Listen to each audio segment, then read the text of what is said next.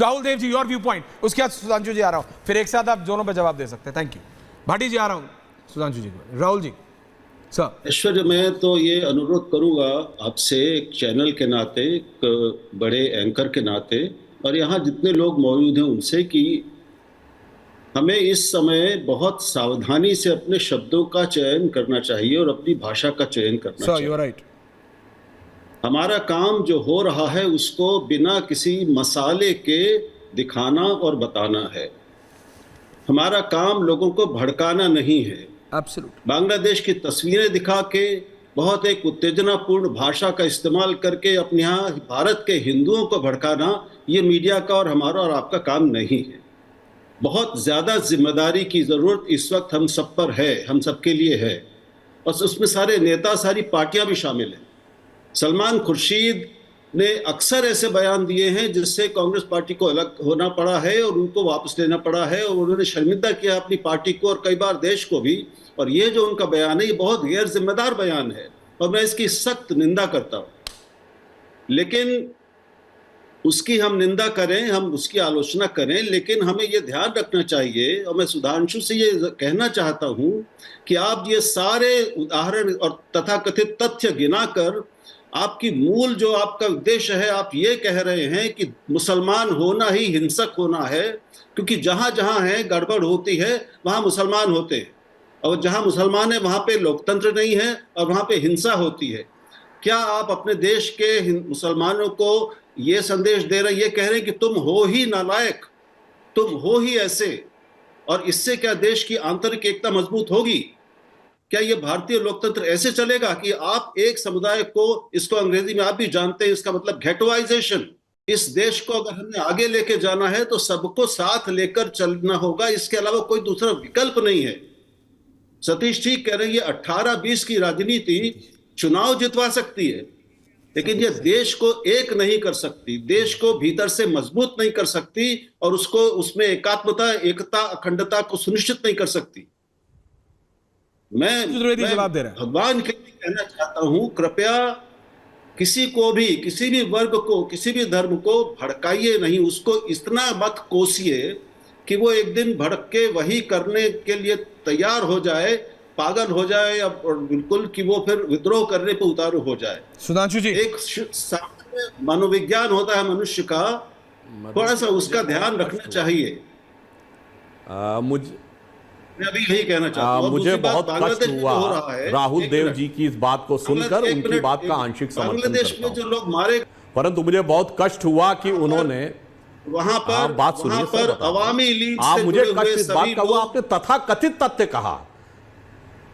अरे सुनिए सर, अब मैं, मेरी बात सुनिए अभी।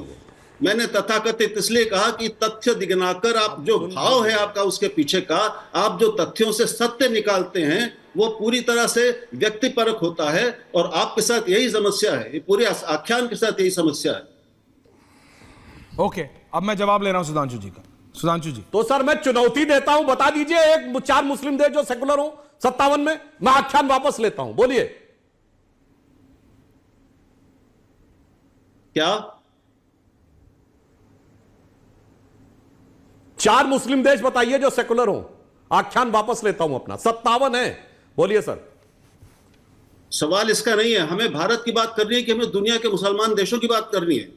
अब ये सवाल नहीं सर, तो फिर ये मत कहिए तथ्य मैं गलत रख रहा हूं। नहीं, सवाल इसका नहीं है सर, सवाल इसका नहीं है, ये है ही नहीं। हम भारत की बात कर रहे हैं कि हम जब इसका भी सवाल की बात कर रहे हैं, हैं। तो दूसरा सवाल बता दीजिए फिर क्या है।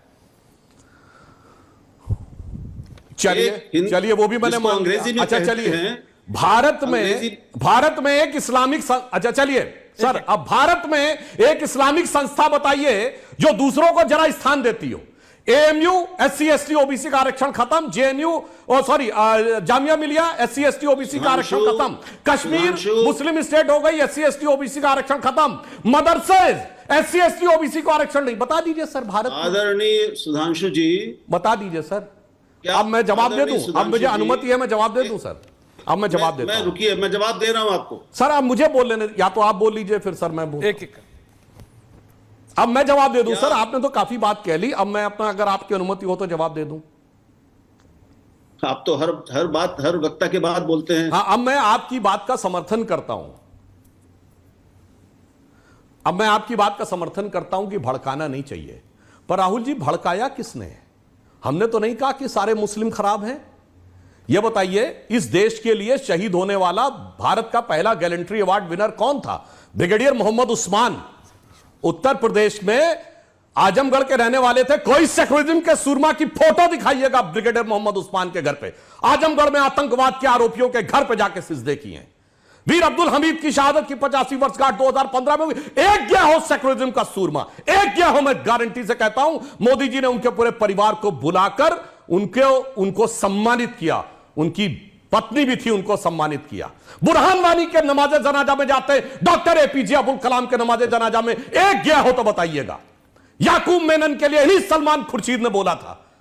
इन्होंने अफजल गुरु के लिए बोला, कहते हैं अफजल हम शर्मिंदा है, तेरे कातिल जिंदा है।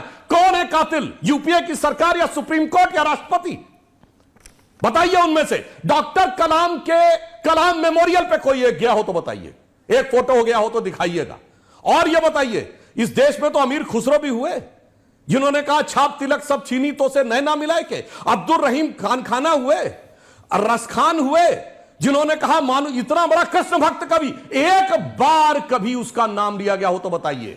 और मैं कहना चाहता हूं, गंगा जमुनी तहजीब वर्ड कहां से आया है? दारा शिकोह जो औरंगजेब का बड़ा भाई था, जिसने किताब लिखी मंजुमल बहरीन, यानी दो समुद्रों का मिलन। उसने इस्लाम और हिंदू धर्म के बीच में एक सामंजस्य जोड़ा। कोई शाहजहां दारा शिकोह की जयंती नहीं मनाता, उसके सर काट के जेल में बंद अपने बाप को देने वाले औरंगजेब के साथ खड़े होते हैं। जब हमने उसकी बदली थी सड़क तो आ गए थे छाती पीटने के लिए। आपने बिल्कुल सही कहा, भड़काकर अच्छे और सच्चे मुसलमानों के साथ कभी मत खड़े हो, अपराधी और आतंकवादी के साथ खड़े हो।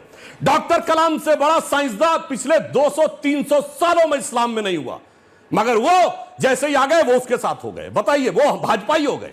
अब बताइए, आज की डेट में मैं मुल्ला मौलवी इराम जो उलेमा और इकराम की बात नहीं कर रहा हूं, पर पॉलिटिकल क्लास में हमारे केरल के गवर्नर आरिफ मोहम्मद खान साहब से बड़ा आलिम फाजिल मुसलमान हो तो बताइए, उसके साथ नहीं खड़ा होना है। हमें किसके साथ खड़ा होना है? कौन भड़काता है? जाकिर नायक शांति का मसीहा है, इशरत जहां बेटी है, याकूब मेनन की जुडिशियल किलिंग हुई है, अफजल हालात का मारा है, बुरहान वानी भटका हुआ नौजवान है, और जो 26/11 हुआ वो आरएसएस की करतूत था। 93 के मुंबई के ब्लास्ट वो बाबरी मस्जिद की प्रतिक्रिया थी। आपने बिल्कुल सही कहा, इन लोगों ने भड़का कर आज पूरे मुस्लिम समाज को अपराधियों और आतंकवादियों के साथ जोड़ दिया है। हम उत्तर प्रदेश के रहने वाले हैं, इसी उत्तर प्रदेश की पहचान अब्दुल रहीम खान खाना भी है, इसी की पहचान रस खान भी है, इसी की पहचान मलिक मोहम्मद जायसी है। पर यूपी में मुसलमानों का पहचान क्या बना? अबू सलेम, छोटा शकील, मुख्तार अंसारी, अतीक अहमद। बिल्कुल सही कहा है राहुल देव जी ने। इन लोगों ने 70 साल में मुसलमानों को वहां ले जाके खड़ा किया है, देश का तो नुकसान किया ही क्या। फिर मैं कह रहा हूं वही वाक्य, शॉर्टकट सियासत का, कि कट्टरपंथी वोटों से वोट जल्दी मिलता है, उन्होंने शॉर्ट सर्किट किया। मैं एक लाइन कहना चाहता हूं, जो इन्होंने कहा मुसलमानों से कि भाजपा को अदावत है और हमें तुमसे मोहब्बत है, जो एक लाइन में पार्लियामेंट में बोल चुका हूं, दोबारा बोलता हूं मुस्लिम समाज के लिए, कि किसी को किसी की मोहब्बत ने मारा, किसी को किसी की अदावत ने मारा, और इस शराफत अली को सेकुलर सियासत ने मारा।